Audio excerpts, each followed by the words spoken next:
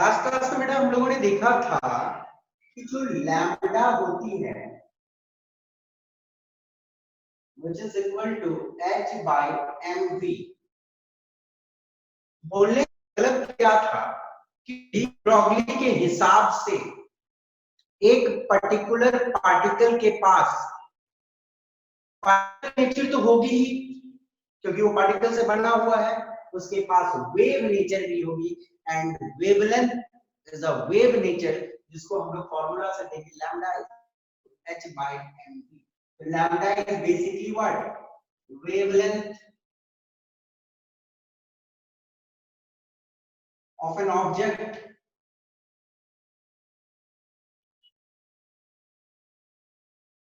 with mass m.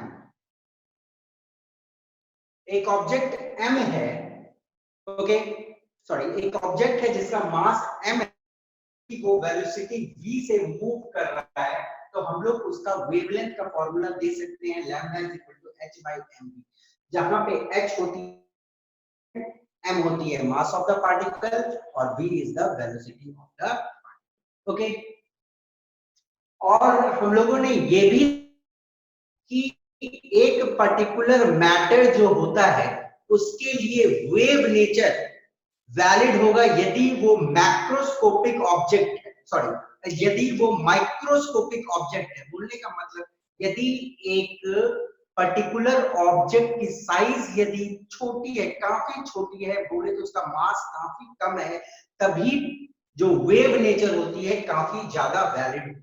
Okay, और एक case में जहां पे हम लोग देखते हैं कि मास काफी बड़ी होती है, तो वहां पे वेव नेचर कम हो जाता है। तो बोलने का मतलब इन सिंपल टर्म्स कि वेव नेचर जो है वो ज्यादा रहती है एक पार्टिकल के साथ यदि वो माइक्रोस्कोपिक पार्टिकल्स है, इसकी मास काफी कम है। तो ये आप लोगों ने लास्ट क्लास में आई सपोज देखा था। ओके, और नेक्स्ट चलो हम लोग आगे बढ़ते हैं। लास्ट क्लास में I had given you a simple numerical जहां पे था कि mass of the electron was given as 9.1 into 10 to the power minus 31 kg। वहीं उसकी काइनेटिक एनर्जी दी गई थी आपको, it was 3 into 10 to the power minus 25 joule, और आपको बोला गया था कि wavelength associated with this electron निकालनी। ओके, आई सपोज बहुत बच्चे ने इसे एज अ होमवर्क किया होगा। कितने बच्चों ने किया, कितने बच्चों ने किया इसको बेटा? सर ट्राई किया था लेकिन बना नहीं, आंसर नहीं आया। चलो देखते हैं, ट्राई किया था पर बना नहीं। चलो देखते हैं, लैम्डा जो होती है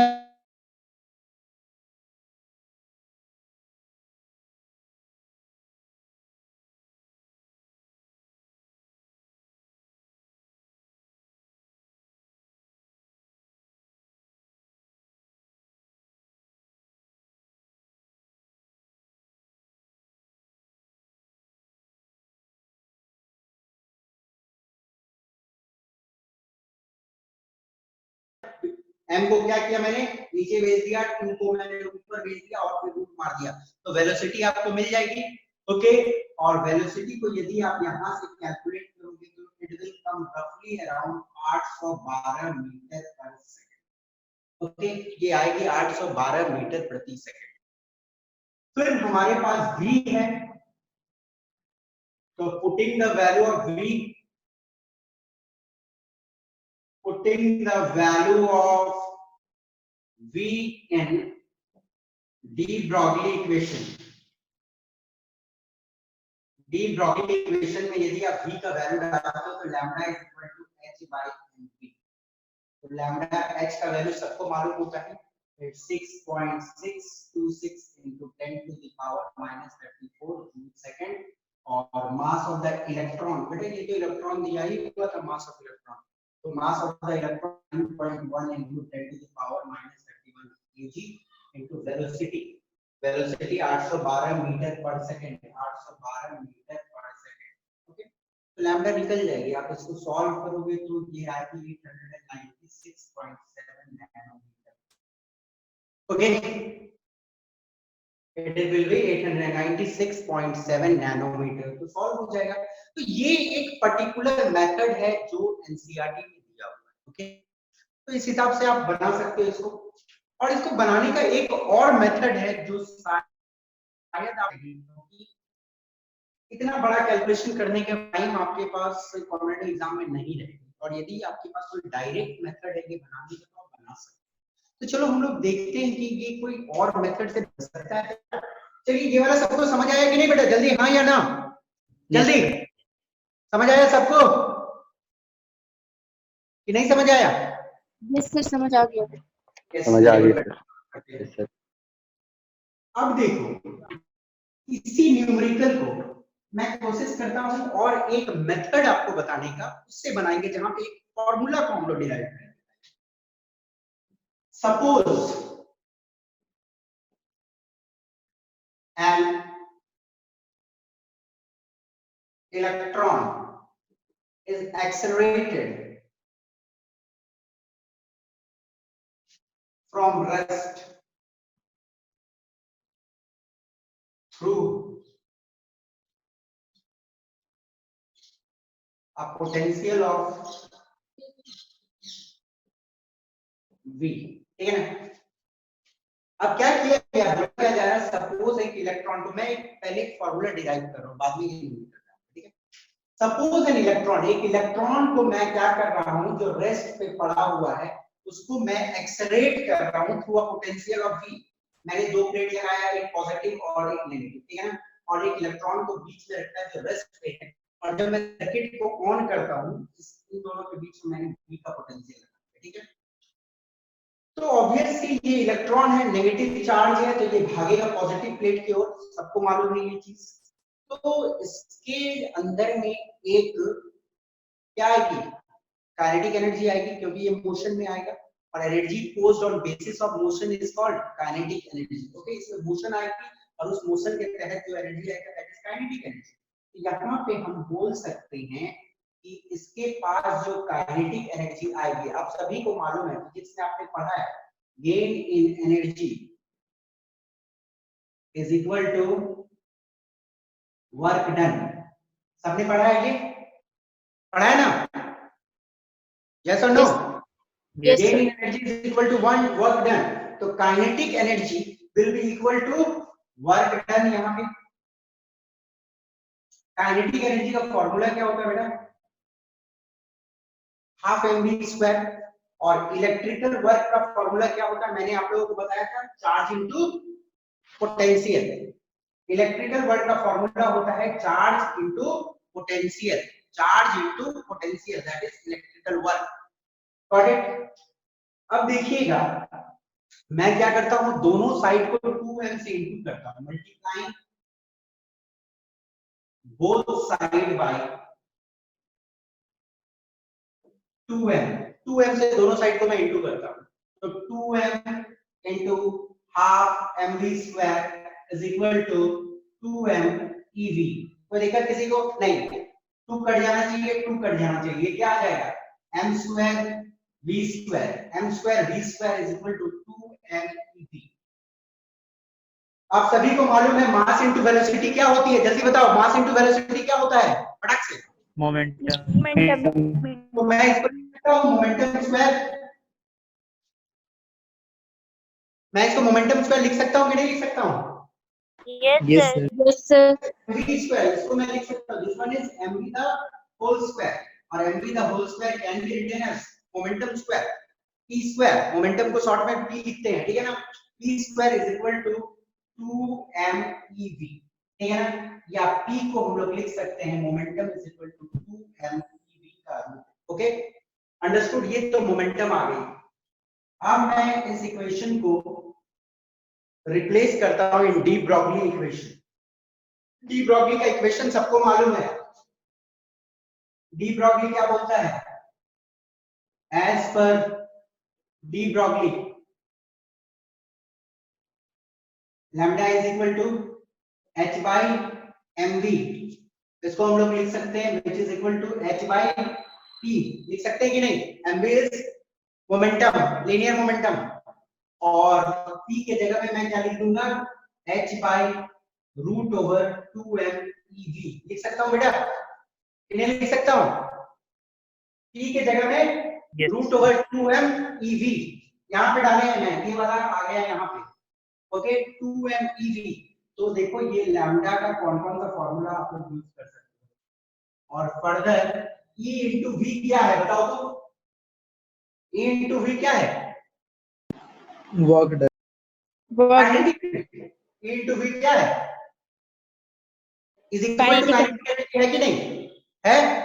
तो मैं लैम्डा को ये भी लिख सकता हूं, lambda is h by root over 2m और e into v is equal to half mv square which is kinetic energy। मैं लिख सकता हूं lambda is equal to h by root over 2m ev के जगह में kinetic। ओके, तो अब देखो मेरे पास एक अच्छा सा फॉर्मूला आ गया है जहां एक फॉर्मूला में मैं लैम्डा निकाल सकता हूं। काइनेटिक एनर्जी दिया हुआ है, अब काइनेटिक एनर्जी को यहां पे डालो, मास दिया हुआ है, मास को यहाँ पे डालो, Q तो मालूम है, h भी आपको मालूम है, तो लैम्डा आपको निकल जाएगा एक सिंगल स्टेप। तो देखो मैं बहुत सारे हो सकते हैं, इट डिपेंड्स अपॉन यू कि कौन सा मेथड आपको अच्छा से समझ आता है, पर मैं बोलूंगा कि ये सब फॉर्मूला को दिमाग में रखना ज्यादा अच्छा है, एक बार डिराइव कर लो और दिमाग में बैठा लो। ये डेरिवेशन समझ नहीं आया, कोई ऐसा है क्या बेटा, सबको समझ आई कि नहीं आई, हाँ ना, Sir. यस सबको समझ आ गई। ओके, अब देखो इस फॉर्मूला को मैं चाहूं तो और थोड़ा सा फॉर्म में लिख सकता हूं, ध्यान से देखिएगा। ओके, ये वाला फॉर्मूला को देखिएगा ध्यान से, इस फॉर्मूला को मैं थोड़ा सा चेंज कर सकता हूं, मैं यहाँ पे चेंज करता हूँ जगह, यहाँ पे देखो h क्या है, एक कांस्टेंट है, h कांस्टेंट होता है कि नहीं, h constant, yes sir, Planck constant. Yes, mass of electron constant होता है कि नहीं, Yes, Yes, sir. sir. Yes, charge of electron constant होता है कि नहीं, No, sir. No, sir. कौन बोला, सर होता है कांस्टेंट सर। होता है सर। यस, तो सिर्फ यहाँ पे जो कांस्टेंट नहीं है वो क्या है, V, और V क्या है, वोल्टेज, हाँ पोटेंशियल वेरी की जा सकती है। तो इस इक्वेशन में सिर्फ और सिर्फ V एक वेरिएबल है, बाकी सब कांस्टेंट है, Planck constant, 2 constant, m constant, mass of electron constant, charge of electron constant, सारे कांस्टेंट है। तो सारे कांस्टेंट का वैल्यू यदि हम लोग पुट कर देते हैं बेटा, तो we will get lambda is equal to 12.3 root v angstrom. Direct आप ये फॉर्मूला लगा सकते हो, डायरेक्ट ये फॉर्मूला आप लगा सकते हो। ओके, डायरेक्ट ये फॉर्मूला चल सकता है, यदि आपको इलेक्ट्रॉन का निकालने बोला गया तो आप फटाक से निकाल सकते हो, यदि आपको V दी हुई है, V is potential, okay voltage, V को आप बहुत आदमी वेलोसिटी मत समझ लेना, ठीक है ना, V इज वोल्टेज, यदि वोल्टेज दिया हुआ है और आपको लैम्डा निकालने बोला गया तो आप आराम से इसको कर सकते हो, lambda is equal to 12.3 root v angstrom, angstrom में निकलेगा। ओके, बट ये फॉर्मूला सिर्फ और सिर्फ वैलिड है इलेक्ट्रॉन के लिए, यदि पार्टिकल कोई और चार्ज पार्टिकल है तब आप ये फॉर्मूला नहीं लगा सकते, ठीक है ना। This formula is only for electron, क्योंकि यहाँ पे कोई और पार्टिकल आएगा तो उसका चार्ज कुछ और हो जाएगा, ठीक है ना।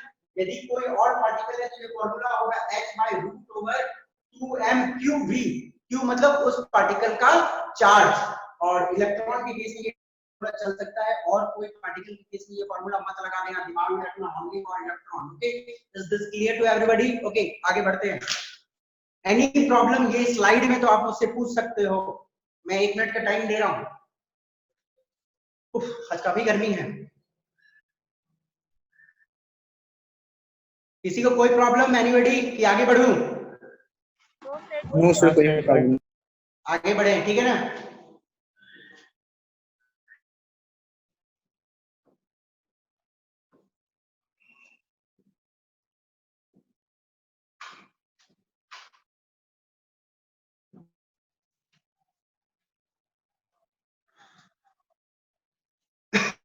आज फुल पावर कट है इधर, आप लोग के उधर पावर कट है कि पावर है, Power has it. पावर है, हम लोग के इधर तो फुल पावर कट है बेटा, ना इधर कोई मतलब बैकअप भी हमारी चली गई है, backup is also gone, inverter. Okay चलिए फिर भी हम लोग आगे चलते हैं। ये तो हो गई डी ब्रॉगली की प्रिंसिपल।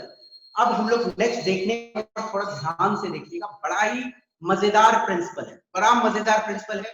ओके ध्यान से देखना। चलिए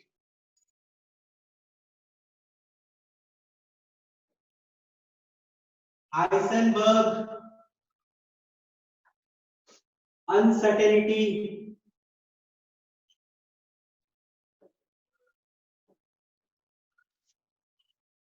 प्रिंसिपल।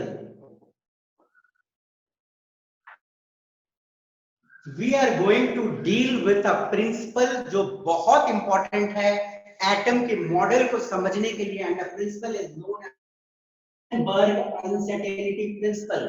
ये दिया गया था इन 1927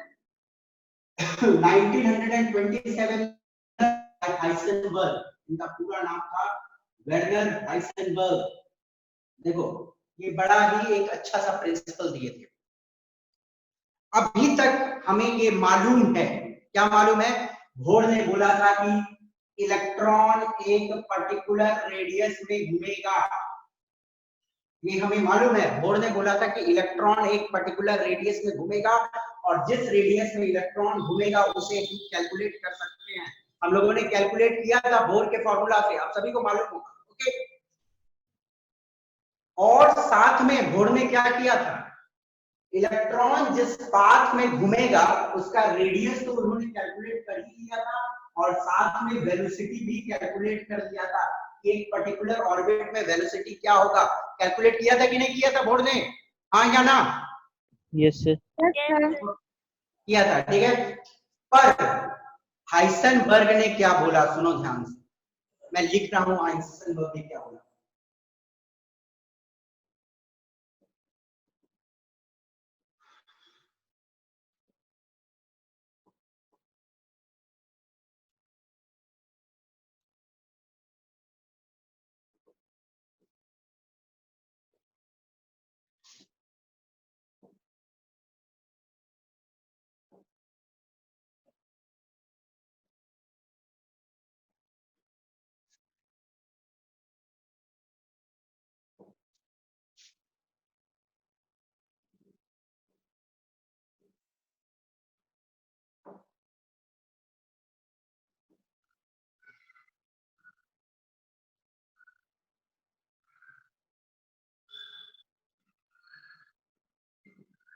ओके पढ़िएगा इसे।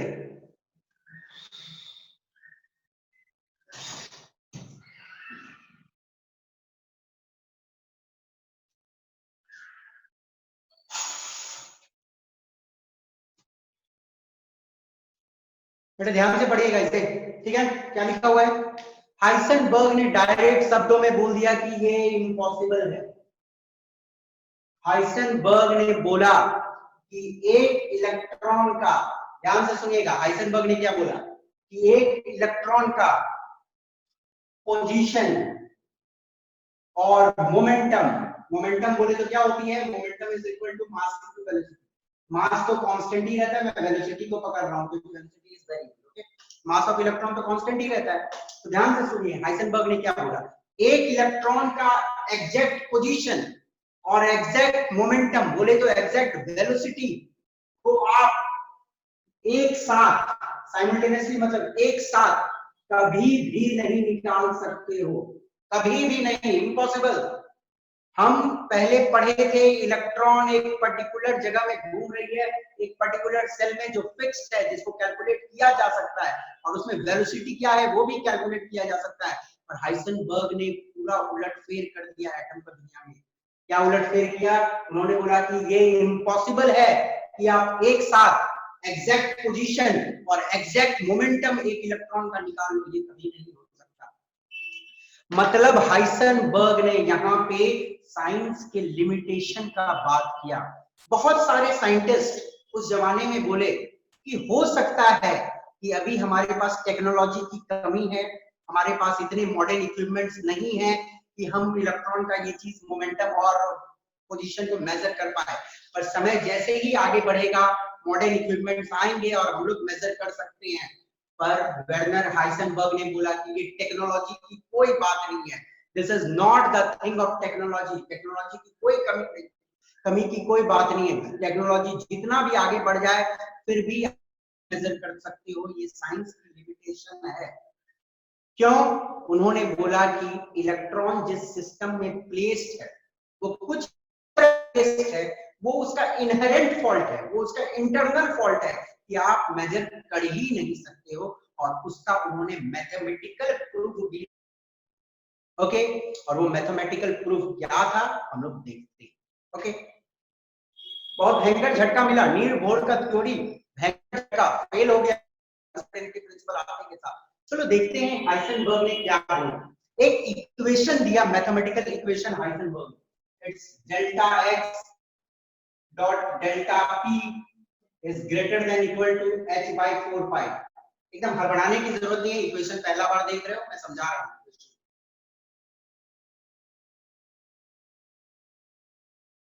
डेल्टा x का मतलब होगा कि uncertainty in position is equal to uncertainty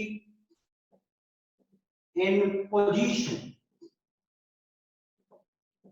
बोलने का मतलब ध्यान से सुनिए, मैंने मेजर किया मतलब फॉर्मूला लगाया, कुछ भी लगाया और पता किया कि इलेक्ट्रॉन निकला यहाँ, ठीक है, मैंने फॉर्मूला लगाया और पता किया कि इलेक्ट्रॉन का ये पोजीशन होना चाहिए। ओके, बट एक्चुअली इलेक्ट्रॉन मिला यहाँ पे जाकर, तो हमारे कैलकुलेशन में ये डिस्टेंस का क्या है, एरर आ गया, और error in calculation is known as del x, that is uncertainty in position. मैंने सोचा कि इलेक्ट्रॉन मिलेगा पॉइंट ए पे, पर जाके बी पे, मैंने पूरा कॉम्प्लेक्स कैलकुलेशन किया, सब मैथ्स लगा दिया और कैलकुलेशन किया, इलेक्ट्रॉन को यहाँ मिलना चाहिए, पर इलेक्ट्रॉन वहां नहीं मिला, इलेक्ट्रॉन जाके मिला यहाँ पे।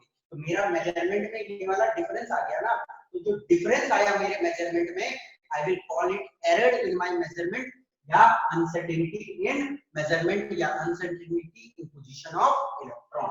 ओके, अब डेल पी को तो मैं इस तरह भी लिख सकता हूं, ये फार्मूला का रूप इस तरह भी हो सकता है, m डेल v। किसी को कोई दिक्कत है इस फार्मूला को मैं इस तरह लिखूं तो?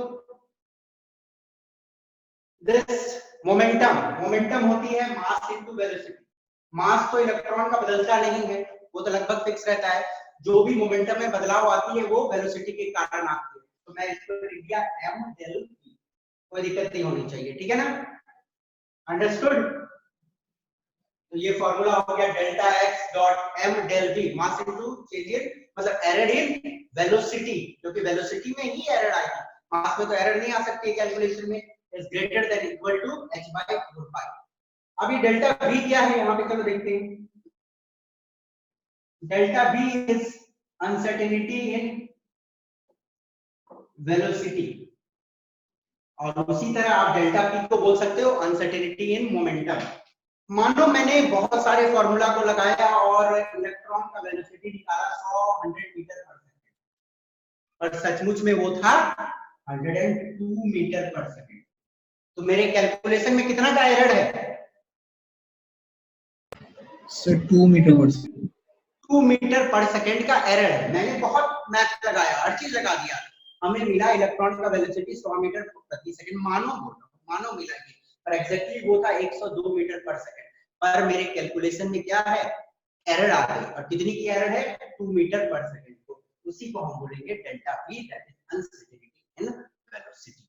Got it? तो ये वाला इक्वेशन है। अब ये इक्वेशन आया कहां से, उसके बारे में आपको दिमाग नहीं लगाना है, क्योंकि these all derivation came from quantum mechanics, और क्वांटम मैकेनिक्स की डेरिवेशन आप कभी नहीं समझोगे, और आपको दिमाग लगाना भी नहीं है, और आपके सिलेबस में वो चीज है ही। आपको जस्ट ये फॉर्मूला याद रखना है, delta x, this is error in position, this is in momentum which is greater than equal to h by 4 pi। Okay, इसको थोड़ा चेंज करके delta x dot m del v is greater than equal to h by 4 pi।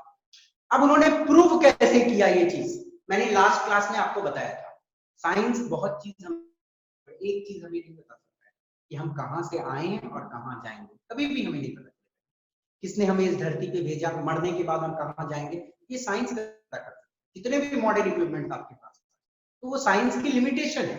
और वैसे ही limitation का बात Heisenberg ने किया कि आप नहीं मेजर कर सकते हो दोनों को एक साथ, और प्रूफ भी किया मैथमेटिकली। कैसे प्रूफ किया, चलो देखिए।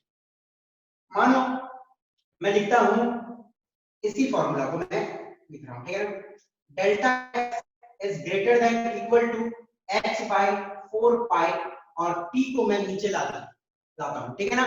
डेल्टा p को मैं नीचे लाया, इधर ले आया, divided by delta p। Okay, मैं क्या करता हूं, बहुत मैथ्स लगाता हूं, बहुत दिमाग लगाता हूं, और एग्जैक्टली मेजर करने का कोशिश करता हूं।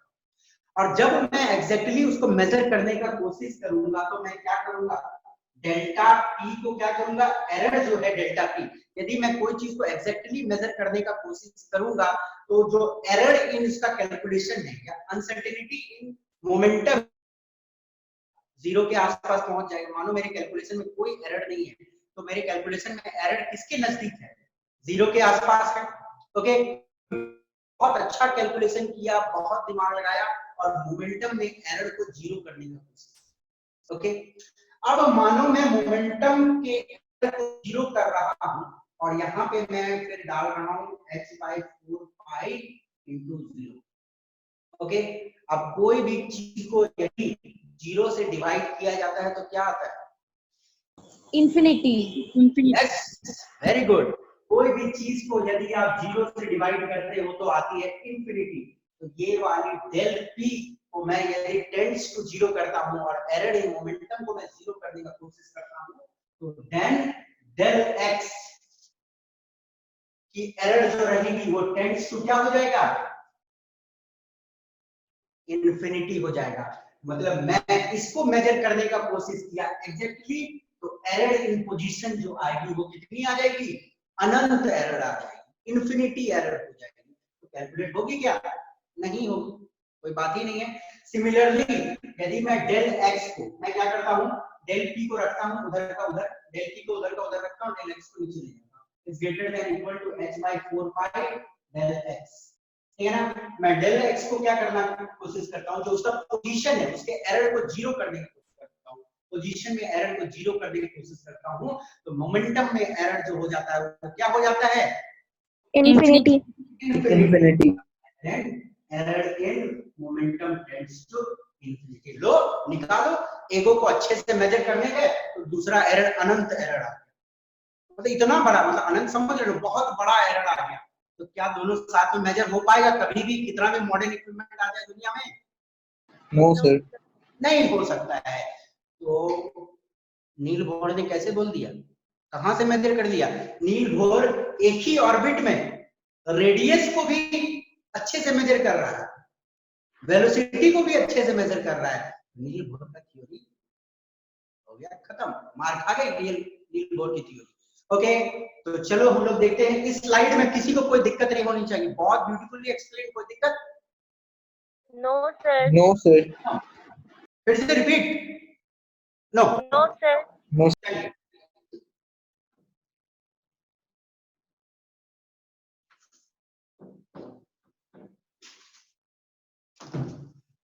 मजा आ रहा है बेटा, साइंस का लिमिटेशन पता चल रहा है आपको, Yes, Yes, sir. sir. Yes, science इंसान का फेथ है, इंसान का विश्वास है कि साइंस से हम दुनिया का पेन को कम कर सकते हैं। बट लास्टली आज ही कोरोना वायरस वाली सिचुएशन है, हम लोग लड़ रहे हैं, वैक्सीन बना रहे हैं, हो सकता है हम लोग सक्सेसफुल हो, पर एक ऊपर वाला है जो हर चीज को एक ना एक दिन कंट्रोल कर देगा, ये चिंता मत करो, हर चीज ठीक हो जाएगा।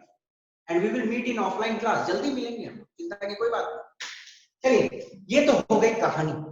ओके, अब हाइसेनबर्ग अनसर्टेनिटी, मैं यूसी लिख दूं, बहुत बड़ा लिखना पड़ेगा ये तो, Heisenberg uncertainty principal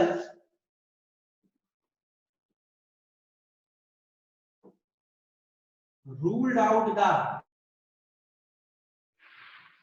existence of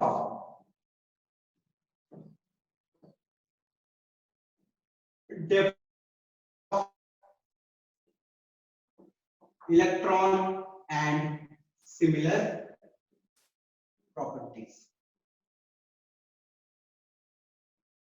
Heisenberg ने साफ शब्दों में बोल दिया, मैं थोड़ा सा इंक भर लेता हूं तब तक आप लोग इसको समझो। क्या हाइसेनबर्ग ने साफ शब्दों में, ध्यान से बोलो।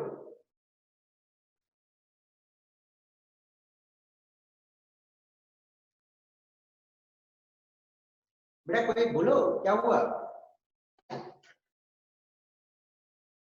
देखिए हाइसेनबर्ग ने साफ शब्दों में बोल दिया, प्रिंसिपल रूल्ड आउट, मतलब साफ साफ बोला कि कोई भी डेफिनेट पाथ ऑफ इलेक्ट्रॉन नहीं है। इलेक्ट्रॉन और जो डेफिनेट पाथ में घूम रहा है वैसा कोई चीज एग्जिस्ट नहीं करता है। And similar properties, similar properties का मतलब जैसे कि क्या बोलते हैं, वेलोसिटी कैलकुलेट कर लेते हैं, टाइम पीरियड कैलकुलेट कर लेते हैं, वो हम लोग नहीं एग्जैक्टली कर सकते। साफ शब्दों में बोला कि डेफिनेट ऑफ इलेक्ट्रॉन और वैसे ही सिमिलर प्रॉपर्टीज को हम एक्सप्लेन कर दे, ऐसा पॉसिबल नहीं है। Okay, Heisenberg uncertainty ruled out, एकदम साफ में बोला कि ऐसा नहीं हो सकता है कि डेफिनेट पाथ ऑफ इलेक्ट्रॉन हो या उससे रिलेटेड सिमिलर कि डेफिनेट वेलोसिटी क्या है, ऐसी कोई पॉसिबिलिटी नहीं है। बात खत्म। और एक इंपॉर्टेंट चीज आपको ध्यान देना है, Heisenberg uncertainty principle is significant for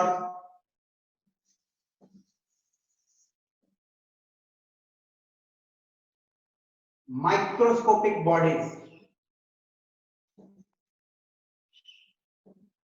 and negligible for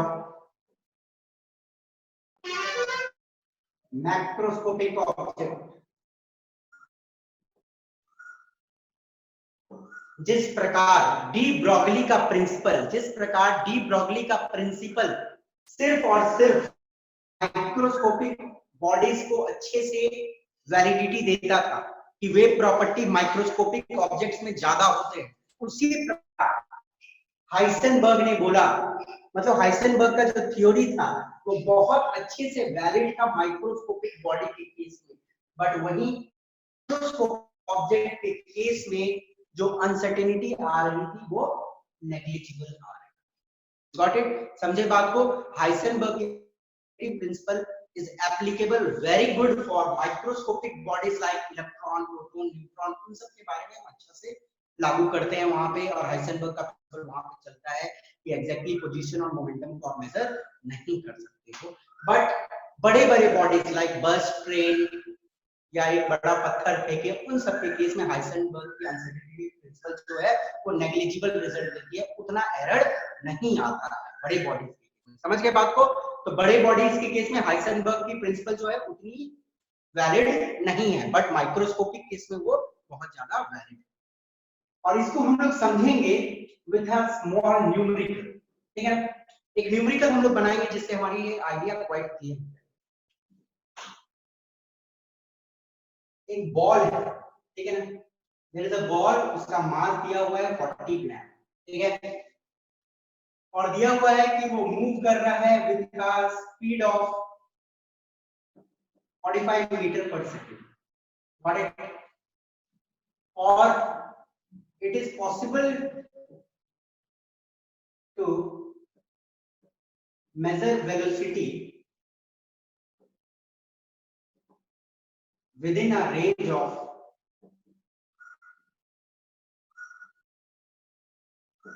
2% error, ठीक है? Therefore error in position या uncertainty in position।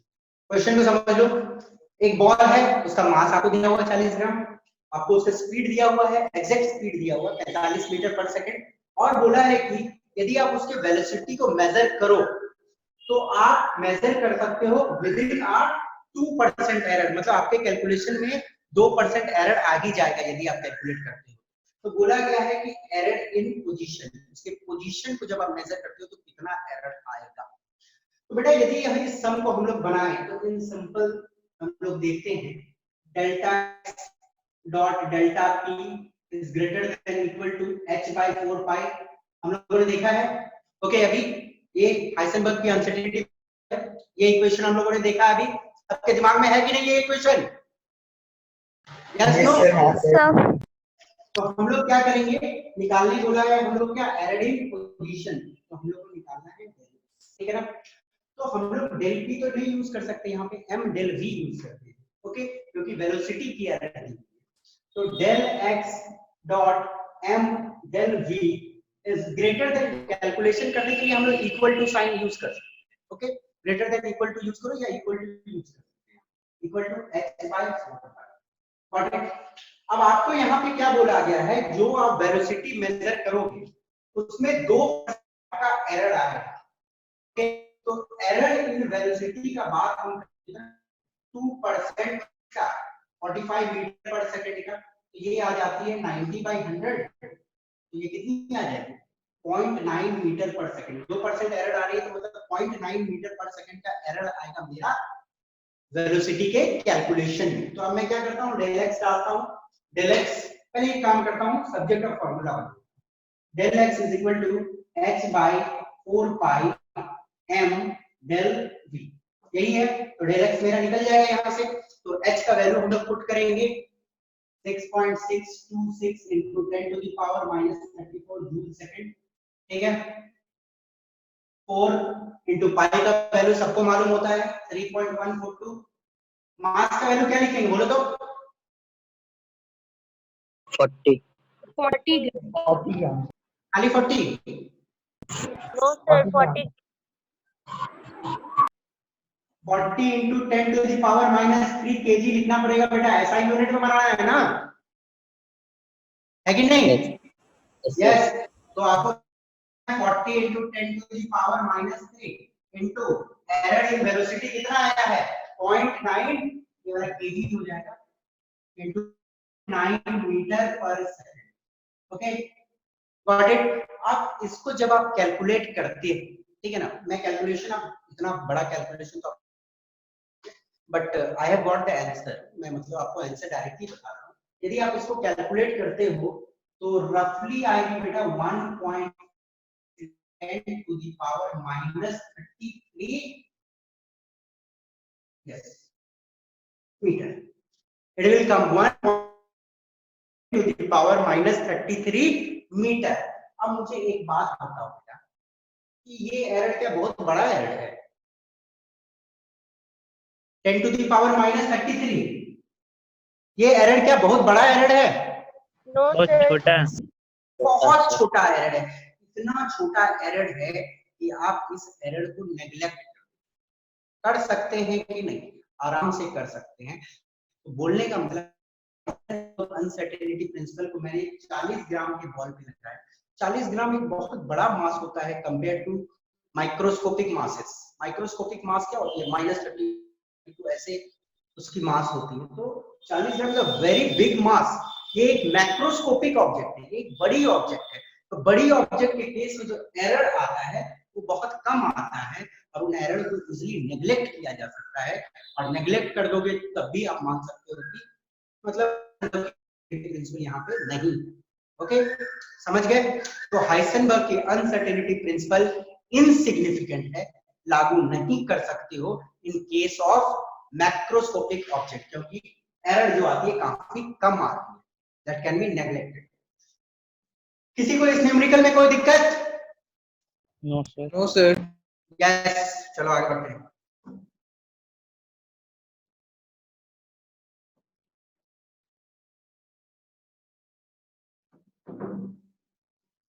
अब मैं एक दूसरा न्यूमेरिकल, दोनों न्यूमेरिकल मैं एनसीईआरटी का दे रहा हूं आप लोगों को, क्योंकि बहुत अच्छी न्यूमेरिकल है, कॉन्सेप्ट को अच्छे से समझाया है। ओके, और न्यूमेरिकल को मैं शॉर्ट में लिख दे रहा हूं आपकी वजह से, मतलब मैं पूरा क्वेश्चन लिखूंगा तो it will take a lot of time बेटा, तो क्वेश्चन को समझने का बोला क्या जा रहा है। द क्वेश्चन इज कि एक एटम है, ठीक है ना, एक एटम है, ध्यान से समझने की कोशिश करना। एक एटम है और उसके अंदर में मैं एक इलेक्ट्रॉन को लोकेट करने की कोशिश, ठीक है ना, मैं क्या कर रहा हूं, एक इलेक्ट्रॉन को लोकेट करने का कोशिश कर रहा हूं, और इलेक्ट्रॉन को जो मैं लोकेट करता हूं ना, with in a distance of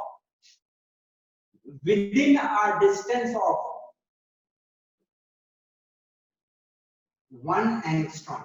मतलब एग्जैक्टली बोलने का मतलब क्या है, मैं सोच रहा हूं यहाँ पे, फिर वो निकला यहाँ पे, मतलब मेरे कैलकुलेशन में 1 एंगस्ट्रॉम का डिफरेंस आ सकता है विद इन अ डिस्टेंस, मतलब 1 एंगस्ट्रॉम के रेंज में मैं इलेक्ट्रॉन को खोज सकता हूँ, तो मेरी एरर हो जाएगी कैलकुलेशन में। okay? तो बोला क्या जा रहा है कि एटम जो है, एक एटम है, उसके अंदर में एक इलेक्ट्रॉन को लोकेट करने का कोशिश किया जा रहा है, और वो इलेक्ट्रॉन को लोकेट कितने में किया जा रहा है, with in a distance of 1 angstrom. मतलब आपका एरर इन कैलकुलेशन जो है दैट इज 1 एंगस्ट्रॉम। तो आपको अब क्या बोला गया है, कैलकुलेट एरर इन वेलोसिटी।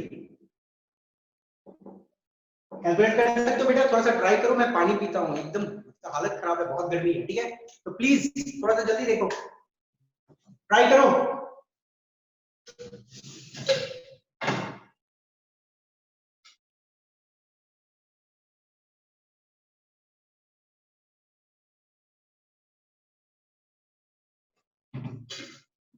कोशिश हुआ किसी का? नहीं, चलो ट्राई करते हैं। चलिए, एक एटम था और मैं इलेक्ट्रॉन को लोकेट करने का कोशिश कर रहा हूं, और लोकेट जो कर रहा हूं 1 एंगस्ट्रॉम के रेंज में कर पा रहा हूं, that is the error in my calculation. तो बोला जा रहा है calculate error in velocity. Very simple, delta x dot delta p is greater than equal to h by 4 pi। कोई दिक्कत नहीं। अब क्या करूं, delta x dot m dot del v is greater than h by 4 pi। any problem? no। Correct. मुझे error in velocity निकालना है, तो मैं वेलोसिटी को सब्जेक्ट ऑफ फार्मूला, हमेशा न्यूमेरिकल बनाने टाइम जिसको निकालना है उसको सब्जेक्ट ऑफ फार्मूला बना लो, और फिर लास्ट में कैलकुलेट करो, ठीक है ना। देखो मेरा बात सुनो, यदि लास्ट स्टेप में आप कैलकुलेशन करते हो तो होता क्या है, एरर यदि आपका लास्ट स्टेप में है तो वहीं पे क्लैरिफाई कर लोगे, और एक स्टेप में ही एरर रहेगी आपको, और ढूंढ के आप निकाल सकते हो। और आप कैलकुलेशन यदि ऊपर से करते आ रहे हो, एक स्टेप, 2 स्टेप, 3 स्टेप, सब जगह कैलकुलेशन की हो, मानो ऊपर के कोई स्टेप में कैलकुलेशन एरर आ गया, तो पूरे में कैलकुलेशन एरर रहेगी, तो सबको आपको हर स्टेप को वेरीफाई करना पड़ता है। हमेशा सब्जेक्ट ऑफ फार्मूला बना लो, फिर लास्ट स्टेप में वैल्यूज डालो। del v means error in velocity हमको निकालना है, h by 4 pi delta x dot m, ठीक है ना। मास का वैल्यू क्या होगा, बोलो जल्दी फटाक से। 9.1 Sir, 9.1 into 10 to the minus 31 kg. Yes, very good. तो delta v is equal to h का वैल्यू बताओ फटाक से, जल्दी से। 126 into 10 to the power minus 34. Into 10 to the power minus 34. Yes बेटा, very good. 10 to the power minus 34 joule second divided by 4 pi, 4 into 3. मैं इसको इक्वल टू डाल सकता हूं, ठीक है ना, कैलकुलेशन करने के लिए आप इक्वल टू साइन नहीं यूज कर सकते, ओके।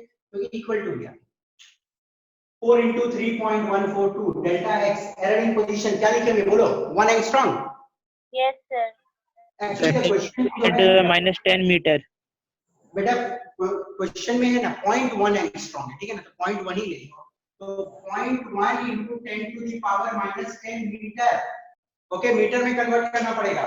और फिर क्या है, mass of the electron, mass of the electron है 9.1 into 10 to the power minus 31 kg। बेटा आप इसका कैलकुलेशन करोगे ना, देखो मैं भी कोई मतलब कैलकुलेटर नहीं मेरे दिमाग में आंसर है इसका जस्ट, ओके। तो इसका आंसर जो होगा दैट विल रफली come 5.79 into 10 to the power 8 meter पर सेकंड, सॉरी 6 मीटर पर second, 10 to the power 6 meter पर सेकंड। समझे बात को? तो ये एरर छोटा है कि बड़ा है? बड़ा सर। बड़ा है। बड़ा बड़ा मतलब इतना बड़ा? No sir. जितना मेरे बहुत आपके बड़ा में दूरी है उतना बड़ा? दूरी छोड़ो, ये तो स्पीड है, सॉरी बेटा, ये कितना स्पीड हो सकता है, बहुत ज्यादा स्पीड है, 5.79 into 10 to the power 6 meter पर सेकंड। बाबू समझ सकते हो ना कितनी बड़ी स्पीड है। तो Yes, sir. आपके में इतना बड़ा एरर आया जब मैं इलेक्ट्रॉन को लोकेट करने का कोशिश किया एग्जैक्टली मतलब क्या, मैं ध्यान से सुनो, मैंने क्या किया, इलेक्ट्रॉन के पोजीशन में जो एरर है मेजरमेंट में उसको 0.1 एंगस्ट्रॉम करने का कोशिश किया, बहुत छोटा करने का कोशिश किया, एरर को लगभग 0 के पास ले जाने का कोशिश भी किया, 0 भी नहीं, बहुत कम करने का कोशिश किया। तो बहुत कम करने का चक्कर में एरर इन वेलोसिटी कितनी आ गई, बहुत high, 10 to the power 6 meter पर सेकंड। भूल जाओ, इतना बड़ा वेलोसिटी में एरर कैलकुलेशन करना ही नहीं है। तो क्या हाइसेनबर्ग का अनसर्टेनिटी प्रिंसिपल यहाँ पे सच्चाई का रूप दिखा रहा है? Yes, sir. Yes, sir. ये हम लोगों ने मेजर करने का कोशिश किया एग्जैक्टली पोजीशन को, तो पोजीशन तो थोड़ा बहुत आसपास पहुंच भी गए, पर वेलोसिटी आ गया गड़बड़ आपका, तो ये कहानी गड़बड़ है, ऐसा नहीं हो सकता है। ओके, तो हाइसेनबर्ग की अनसर्टेनिटी प्रिंसिपल ने एग्जैक्टली प्रूव किया कि दोनों को साथ में आप एग्जैक्टली कभी नहीं मिल। Got it? अंडरस्टूड? चलो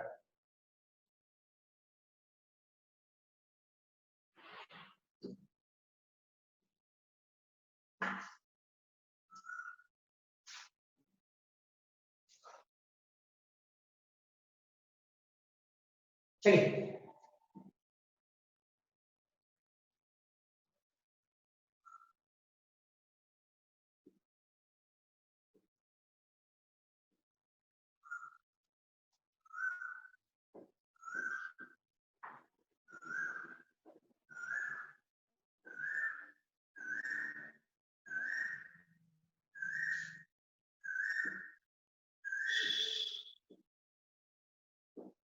देखो बेटा, बड़ा ही इंपॉर्टेंट डेरिवेशन, और स्कूल एग्जामिनेशन में खासकर ये वाली पूछ ली जाती है।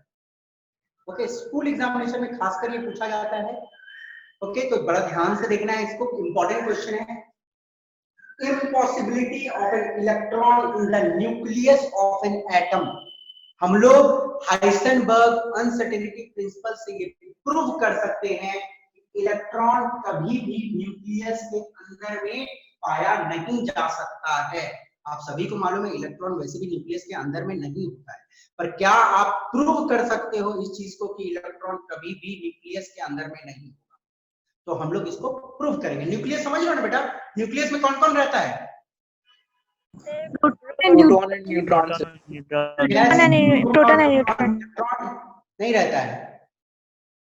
ओके, न्यूक्लियस के अंदर में रहती है प्रोटॉन और न्यूट्रॉन, और कहानी यहाँ बोला गया कि इलेक्ट्रॉन न्यूक्लियस के अंदर में नहीं रहेगा, ये इम्पॉसिबल है। क्या आप इसको प्रूव कर सकते हो? हाँ, हम लोग प्रूव कर सकते हैं with the help of uncertainty principle. कैसे प्रूव करेंगे?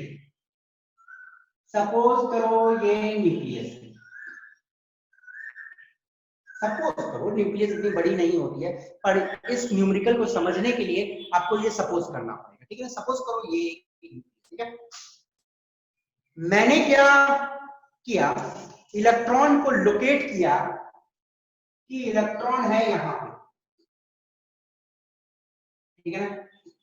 मैंने लोकेट किया इलेक्ट्रॉन का पोजीशन कि इलेक्ट्रॉन है यहाँ पे, पर इलेक्ट्रॉन मिला मुझे इस जगह। तो ये जो डिस्टेंस है, what is this? Q. Error. Yes, मैंने सोचा ये वाला न्यूक्लियस के एज पे, पर मिला कहाँ? थोड़ा सा दूर में, तो ये वाला हो गई मेरी एरर इन पोजीशन। ये भी हो सकता है कि इलेक्ट्रॉन मिले मुझे यहाँ पे, तो this distance is also error in position. पर मेरा बोलना है कि मैक्सिमम एरर इन पोजीशन मेरा क्या हो सकता है? मैक्सिमम एरर इन पोजीशन मेरा,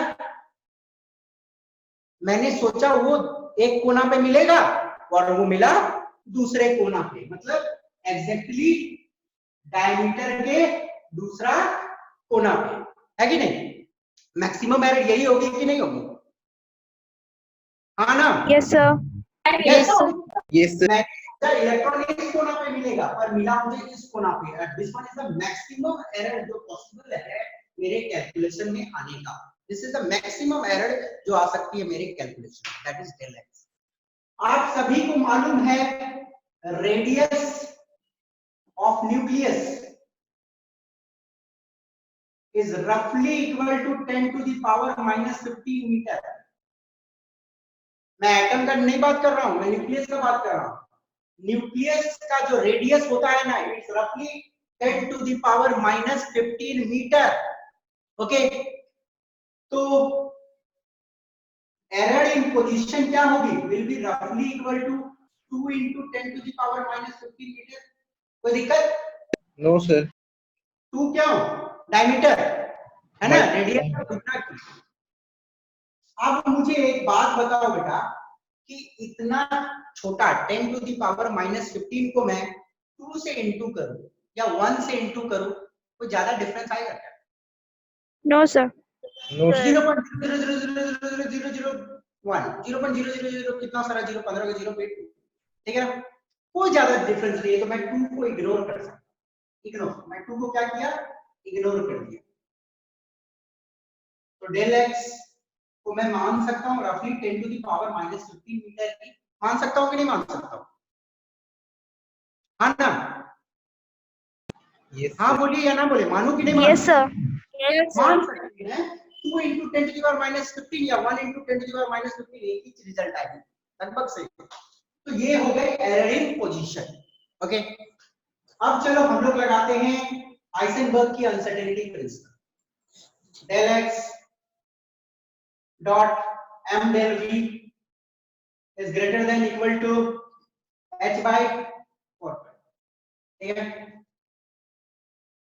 मुझे निकालना है, चलो मैं क्या करता हूं, यहाँ पे एरर इन वेलोसिटी निकालने की कोशिश करता हूं, बाकी सबको उधर मैं एरर इन वेलोसिटी निकालने का कोशिश करता हूं, बाकी सबको उधर भेजा h by 4 pi into del x into m। ठीक है ना, वही होगी ना, h by 4 pi into del x into m, error in velocity. Okay, मैं ग्रेटर देन इक्वल टू ही लेके बना रहा हूं, चलो रहने दो, कोई फर्क नहीं पड़ता। del v error in velocity is equal to 6.626 into 10 to the power minus 34 joule second divided by 4 into 3.142 into error in position 10 to the power minus 15 meter into m क्या है, m क्या है, Mass. The mass of electron. electron 9.1 into 10 to the power minus 31 kg। Okay, इसको मैंने solve किया तो del v का value आया बेटा, इसको मैंने सॉल्व किया, मान लो मैंने इसको कैलकुलेट कर दिया, और इसको कैलकुलेट करने के बाद जो वैल्यू आ रही है that is 5.79 into 10 to the power 10 meter पर। इसको जब मैं सॉल्व करता हूं तो ये आता है 5.79 into 10 to the power 10 meter पर सेकेंड। लाइट की स्पीड कितनी होती है, आप सभी को मालूम है, c is equal to 3 into 10 to the power 8 metre होती है ना। मानो मैं इसको इग्नोर भी करूं एक पल के लिए, मानो मैं 5.79 और 3 को इग्नोर कर देता हूं। ओके, मानो इन दोनों को इग्नोर कर दिया, 5.79 जिससे इनटू किया उसको मैं इग्नोर कर दिया, फिर भी कितना टाइम्स एरर है, 2. 10 to the power 2, मतलब 100 टाइम्स स्पीड ऑफ लाइट का एरर आया। कितना का एरर आया, 100 times. 100 times speed of light का एरर आया, वही है ना, 100 टाइम्स है ना बेटा। देखो इसको मैंने इग्नोर कर दिया, ये वैल्यू को मानो एक पल के लिए मैं इग्नोर कर दिया, जिससे इनटू किया, ignore 10 to the power 8 10 to the power 10, तो जो एरर है 10 to the power 2 मीटर पर सेकेंड बड़ा है स्पीड ऑफ लाइट से। मतलब क्या कोई चीज का वेलोसिटी स्पीड ऑफ लाइट के बराबर हो सकता है? नहीं, कोई चीज का वेलोसिटी स्पीड ऑफ लाइट के बराबर तो हो ही नहीं सकता है। तो यहाँ पे error in calculation speed of light के 100 गुना आ जाएगा। मतलब बोलने का, यदि आप इलेक्ट्रॉन को न्यूक्लियस के अंदर में रखते हो या लोकेट करने की कोशिश करते हो, तो उसकी जो एरर इन कैलकुलेशन आएगी greater than equal to 100 times speed of light. इतना बड़ा एरर कभी ऐसा कैलकुलेशन होगा क्या? नहीं ना। तो क्या मुझे एक बात बताओ, क्या ये पॉसिबिलिटी है कि एक इलेक्ट्रॉन को आप न्यूक्लियस के अंदर में देख सकते हो? No, sir. No, sir. इतना बड़ा एरर, मतलब स्पीड ऑफ लाइट से 100 गुना एरर, ऐसा हो ही नहीं सकता है। तो कहां से आप उसको लोकेट कर पाओगे? So it is not possible. मतलब इसका आंसर क्या होगा? As the error is 100 times, nearly 100 times the speed of light, so it is impossible to locate an electron in an atom. Okay, error इतना बड़ा कैसे हो सकता है? हो ही नहीं सकता है। ओके, समझ गए बात को? Got it? चलो, ये वाले स्कूल एग्जामिनेशन में ये पूछे जाते हैं बेटा। ओके,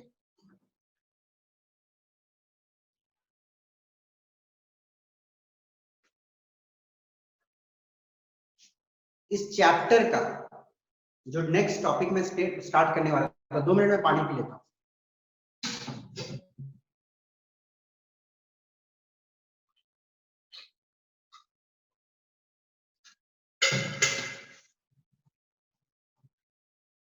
इस चैप्टर का सबसे इंटरेस्टिंग टॉपिक आज मैं डील करने वाला हूं, और I suppose half an hour में ये टॉपिक हो जानी चाहिए। Okay, the most important topic, most important बोल सकते हो, बट मोस्ट इंटरेस्टिंग ऑल्सो। अरे यार, इस पेन को क्या हो गया?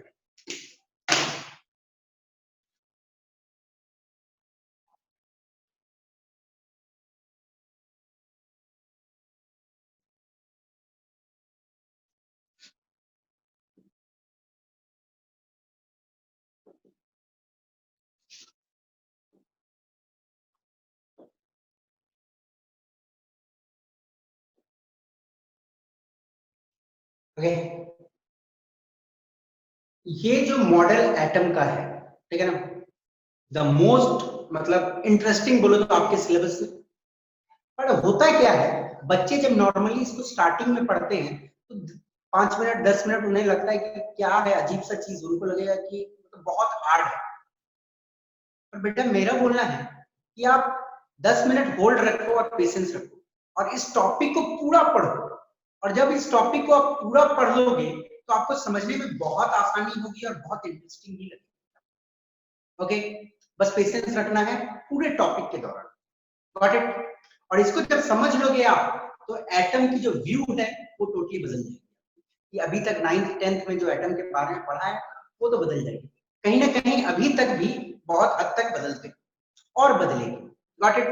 और वन मोर थिंग, इस टॉपिक से हमें कोई भी न्यूमेरिकल पार्ट नहीं करना है, हमारे सिलेबस में इसकी न्यूमेरिकल नहीं, क्योंकि न्यूमेरिकल इज क्वाइट टफ, आपके समझ की बाहर है अभी वो न्यूमेरिकल्स। जस्ट हमें इसका बेसिक कॉन्सेप्ट समझना है, और वो बेसिक कॉन्सेप्ट हम समझ जाएं, पेशेंस रखना बहुत आसान है, आराम से समझो, ठीक है ना? तो आराम से, टूटना नहीं है, देखना है इस टॉपिक को।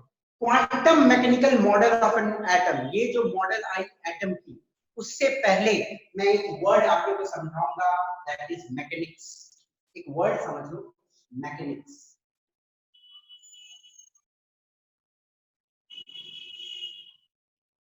वैसे पूरी तरह इस वर्ड का लेना देना फिजिक्स से है। मैकेनिक्स का मतलब होता है एक बॉडी जो मोशन में है उससे रिलेटेड कैलकुलेशंस, ठीक है ना? मैकेनिक्स के अंडर में क्या फॉल होती है? एक बॉडी जो मोशन में है उससे रिलेटेड कैलकुलेशंस। ओके, मैकेनिक्स का मतलब समझ गए?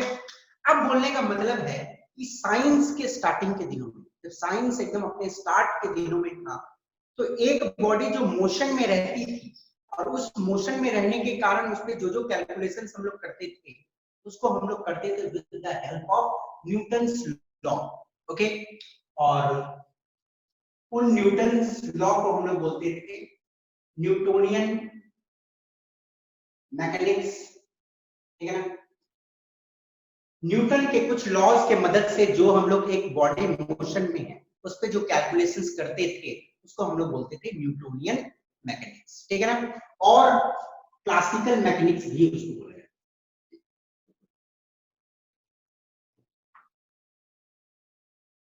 क्लासिकल मैकेनिक्स, ओके, सिंपल समझ गए?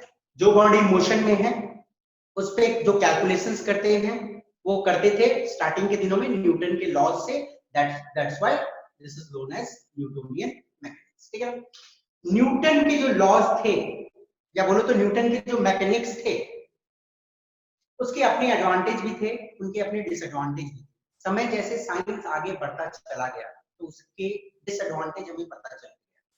तो चलो सबसे पहले हम लोग न्यूटन के जो लॉज थे, उनसे जो कैलकुलेशन किए जाते थे, उनके एडवांटेजेस को हम लोग देखते हैं। Very good for macroscopic object.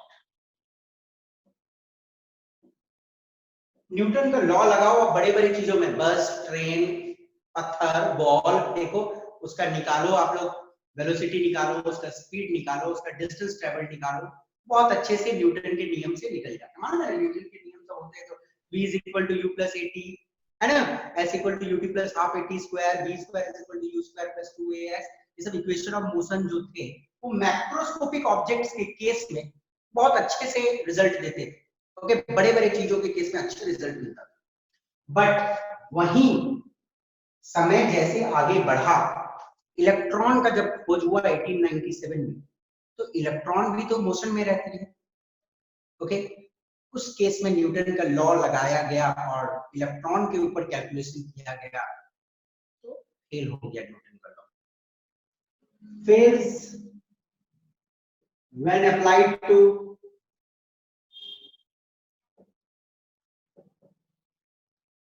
Microscopic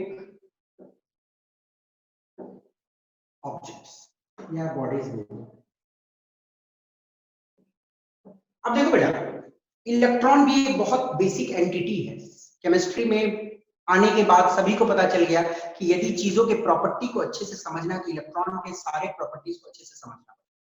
तो मतलब इलेक्ट्रॉन के मोशन को अच्छे से समझना है, मतलब इलेक्ट्रॉन किस वेलोसिटी से मूव करती है उसे जानना है हमें, और न्यूटन का लॉ वहां पे लगाया जाए तो फेल हो जा रही है, मेजरमेंट नहीं हो पा रहा। ओके, फेल हो गए, न्यूटन के लॉज नहीं काम आ रहे हैं माइक्रोस्कोपिक ऑब्जेक्ट के case.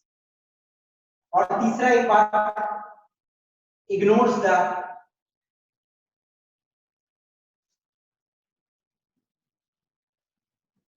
Dual behaviour of matter.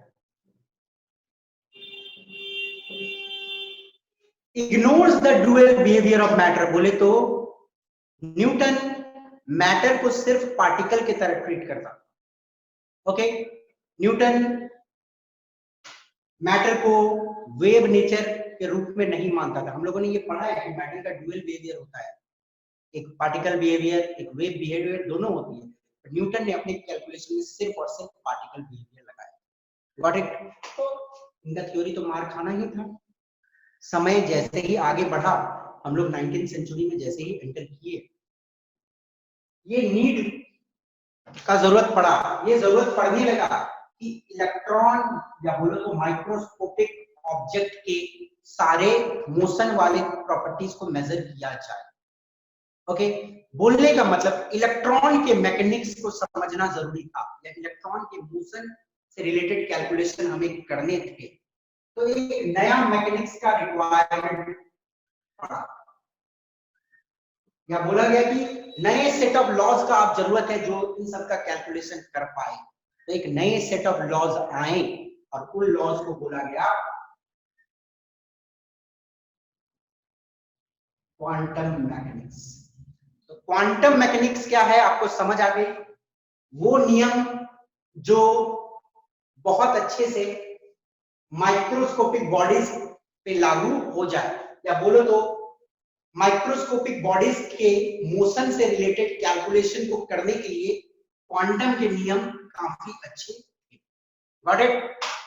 यदि क्वांटम मैकेनिक्स को मैं डिफाइन करूं तो it is a theoretical science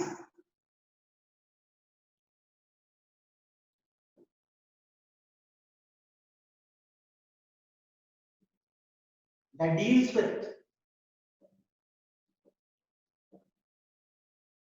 motion of microscopic bodies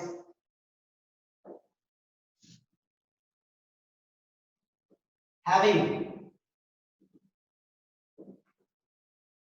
particle and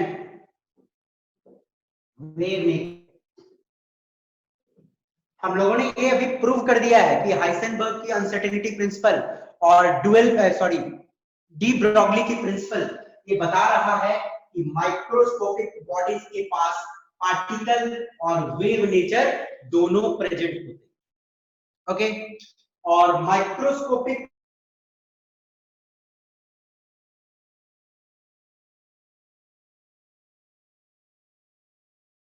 आए उनको हम लोग बोलेंगे क्वांटम मैकेनिक्स। समझ गए?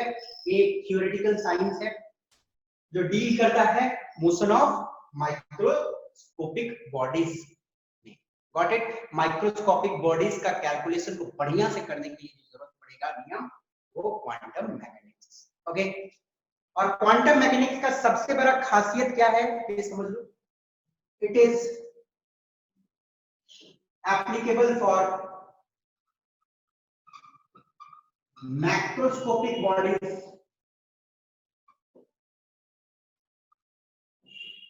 also।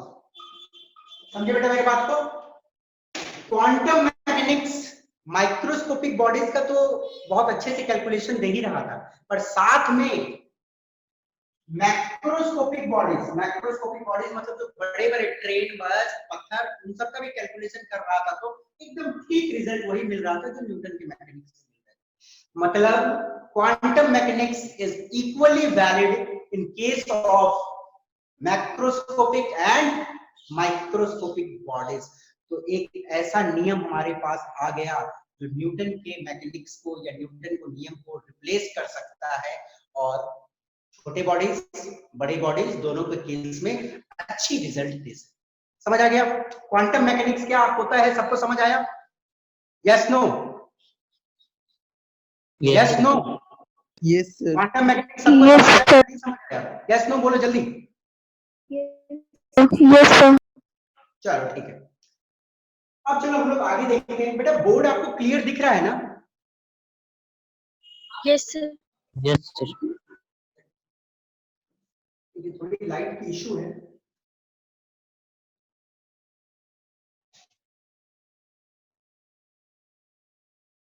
देखो अब इसको किसने डेवलप किया?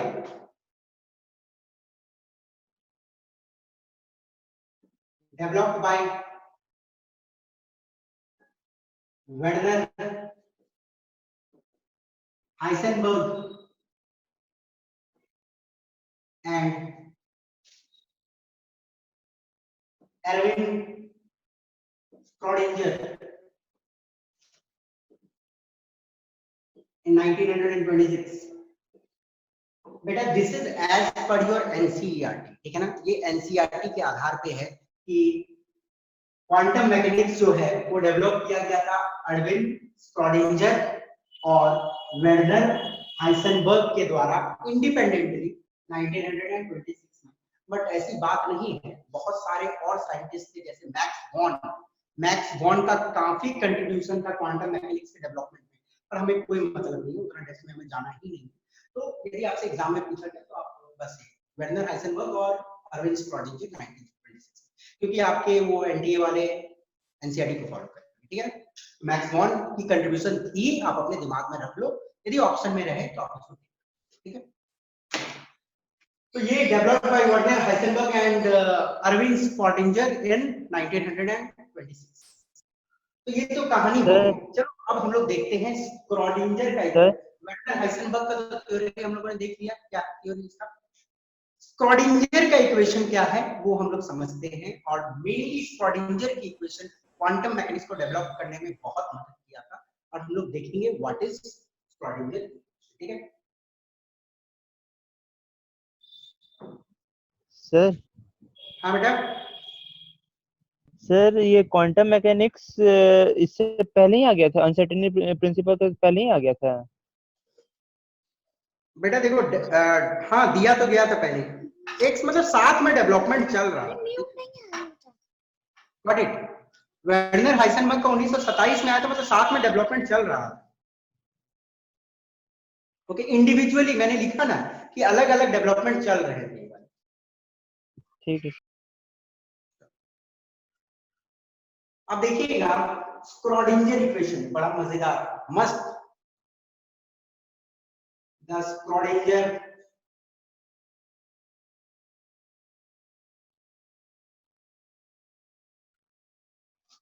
इक्वेशन।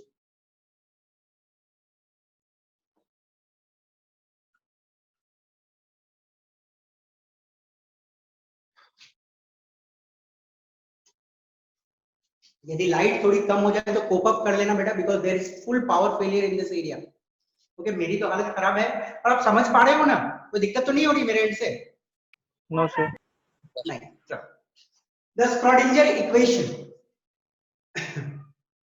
स्क्रॉडिंजर इक्वेशन क्या बोलता है, पहले हम लोग इसको वर्ड्स में समझते हैं।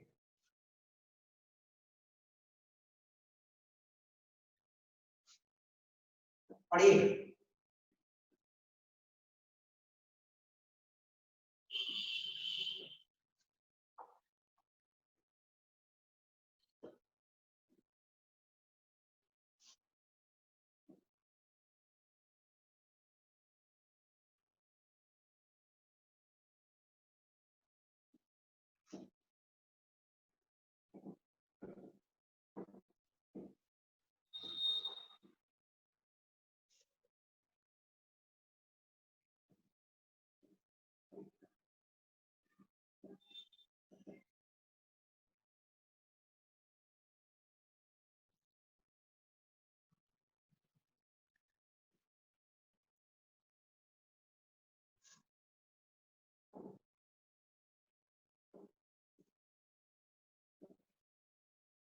स्क्रॉडिंजर का ये वाला थ्योरी था, ये क्या है इसको हम लोग बाद में समझते हैं जो मैंने लिखा है।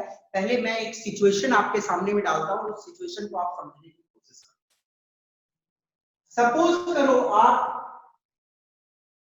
अपने घर में प्रेजेंट हो पोजीशन ए पे, ठीक है ना, you are present in your house at position A, got it, at 4 AM।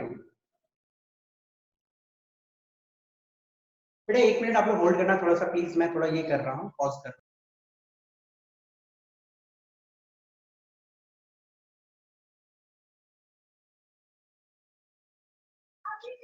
Students, मेरी आवाज आ रही है आप लोग के पास? Yes sir. एक्चुअली मैं ये बोलना चाह रहा हूँ कि बहुत सारे ऐसे स्टूडेंट हैं जिन्होंने सेंटर को मेंशन नहीं किया है। जैसे मैं कुछ नाम बोलूंगा, रिचिका, सेकंड नेम है निकिता। तो बेटा आप लोग से रिक्वेस्ट है कि आप लोग जो है ना, नाम के बगल में अपना सेंटर का नाम जरूर लिखो। आप अगर भ्याप सेंटर में पढ़ते हो तो VAP लिखो, अगर आप बिगारबान वाले सेंटर पे हो तो CC लिखो, या बैंकमोर ब्रांच में हो तो RV लिखो, है ना। या फिर आप जिनसे भी आपकी कांटेक्ट हुई है उनसे आप पूछ लिया करो कि क्या लिखना है मुझे, है ना। निकिता, आप कौन से ब्रांच की हो बेटा? निकिता, मेरी आवाज आ रही है? Yes sir. हाँ बेटा, कौन सी ब्रांच में आप हो? अभी तो हम सर कोई ब्रांच से घर पे नहीं है। अच्छा, आप ऐसे रहती कहाँ बेटा? हम सिंदरी में रहते हैं। कहाँ? सिंदरी में रहते हैं सर। सिंदरी रहती हो बेटा? अच्छा अच्छा, चलो ठीक है। तो आपके लिए ना देखो, वहाँ पे नजदीक ब्रांच होगा BN सेंटर, ठीक है ना। तो आप किसी से कांटेक्ट किए हो आप? यस। हाँ ठीक है, तो जिनसे भी कांटेक्ट आपका हुआ है ना, उनसे एक बार बात कर लीजिएगा आज, ठीक है ना। Okay sir. Okay okay. और आप लोग अपना अपना नाम के साथ ना ब्रांच का नाम जरूर लिखिए।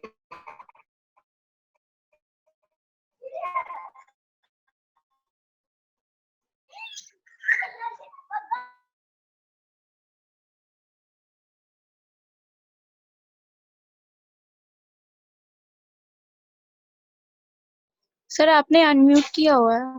सर माइक ऑन कर लीजिए।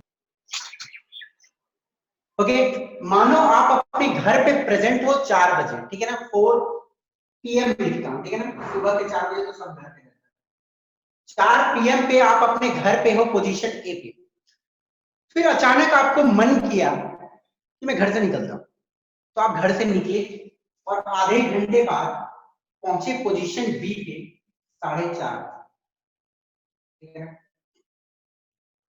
आप मुझे एक बात बताओ कि 4:30 बजे आप कहां पे हो? पोजीशन बी पे। Position B. 4:30 बजे आप पोजीशन बी पे प्रेजेंट हो, वेरी गुड। क्या आप 4:30 बजे पोजीशन ए पे भी प्रेजेंट हो सकते हो? नहीं। No sir. एक पर्टिकुलर इंस्टेंट में आप एक पर्टिकुलर पोजीशन पे ही रह सकते हो, है कि नहीं? ये तो फिक्स है। अब मैं बात करता हूं, सूरज से रोशनी आ रहा है, ये एक सन है, ठीक है ना? सूरज से रोशनी आ रहा है तो सूरज से इलेक्ट्रोमैग्नेटिक रेडिएशन आते हैं, और वो मान लो इलेक्ट्रोमैग्नेटिक रेडिएशन अर्थ पे आ रहा है। तो बोलने का मतलब मेरा कि क्या ये इलेक्ट्रोमैग्नेटिक रेडिएशन इस पोजीशन पे नहीं है, या इस पोजीशन पे नहीं है, या इस पोजीशन पे नहीं है, या इस पोजीशन पे नहीं है, या इस पोजीशन पे? ये सारे पोजीशन पे प्रेजेंट है। Yes sir. Yes sir. Radiation एक वेव है, वो वेव की तरह सूरज से आपके अर्थ तक आया, तो एक पर्टिकुलर इंस्टेंट पे वो इलेक्ट्रोमैग्नेटिक रेडिएशन दो या दो से अधिक पोजीशन पे रह सकता है। Got it? अंडरस्टूड? तो बोलने का मतलब स्क्रॉडिंजर ने क्या बोला, ध्यान से देखिएगा। इट एज्यूम्स दैट, स्क्रॉडिंजर का इक्वेशन ने एक एजम्पशन लिया, और वो एजम्पशन क्या था कि पार्टिकल्स जो होते हैं, जो पार्टिकल्स होते हैं वो डेफिनेट पाथ पे नहीं चलेंगे। बोलने का मतलब पार्टिकल कैसे चलता है, या तो स्ट्रेट लाइन मोशन में, या तो सर्कुलर मोशन में, या तो ऐसा पैराबोलिक मोशन में। ओके, तो ये क्या है? डेफिनेट पाथ है। स्क्रॉडिंजर के हिसाब से पार्टिकल्स डेफिनेट पाथ, जैसे लीनियर मोशन या सर्कुलर मोशन या पैराबोलिक पाथ, कोई डेफिनेट पाथ को पकड़ के नहीं चले। स्क्रॉडिंजर का सिंपल हिसाब था कि पार्टिकल डेफिनेट पाथ पे नहीं चलेगा, पर वो चलेगा एक वेव की तरह, एक वेव की तरह, और पूरे स्पेस में डिस्ट्रीब्यूटेड है। अंडरस्टूड? तो स्क्रॉडिंजर के हिसाब से इन सिंपल समझ लो कि स्क्रॉडिंजर ने बोला, ये खारिज किया स्क्रॉडिंजर ने कि पार्टिकल का कोई डेफिनेट पाथ होगा। उसने बोला नहीं, पार्टिकल डेफिनेट पाथ पे नहीं चलेगी। ओके, और उसने एजम्पशन क्या लिया कि पार्टिकल जब चलेगी वो वेव की तरह पूरे स्पेस में डिस्ट्रीब्यूटेड रहेगी। अंडरस्टूड? बोलने का मतलब कि जैसे आप एक पर्टिकुलर पोजीशन में एक ही बार रह सकते हो, वैसा स्क्रॉडिंजर नहीं माना। स्क्रॉडिंजर बोला कि यदि ट्रेवल कर रहा तो वो एक से ज्यादा पोजीशन पे एक पर्टिकुलर इंस्टेंट पे रह सकता है। Okay, understood? तो ये स्क्रॉडिंजर की इक्वेशन थी, बट स्क्रॉडिंजर की इक्वेशन में काफी हमें डेप्थ में देखना है, बट मैं आज टॉपिक को आगे नहीं ले जाऊंगा। मैं स्क्रॉडिंजर इक्वेशन को इन डेप्थ और कंटिन्यूटी में पढ़ाना चाहता हूं, क्योंकि आज मैं एंटर कर जाऊंगा पोर्शन में, तो आगे वाले पोर्शन में शायद आप भूल जाओ, आपको दिक्कत हो। इस टॉपिक को मैं फिर से रिवाइज करूंगा इन नेक्स्ट क्लास। एंड थोड़ी सी लाइट की भी इशू है, and there is lot of power cut, और पूरी इन्वर्टर सिस्टम फुल डाउन है। तो आज के लिए सॉरी फॉर टुडे बेटा। तो कोई दिक्कत नहीं ना आप लोगों को? No sir. ठीक है ना? तो आज के लिए थैंक यू।